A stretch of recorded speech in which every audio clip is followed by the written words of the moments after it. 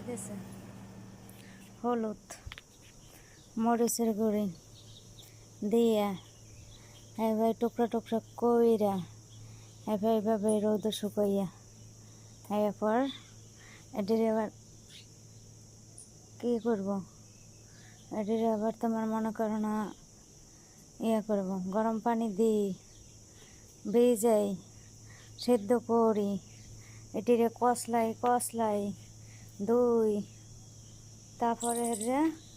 কীতে করবো, এরপর ওই রান্না করব তরকারি এই সেই এই এলো অবস্থা, এই এলো মানে গো কারবার।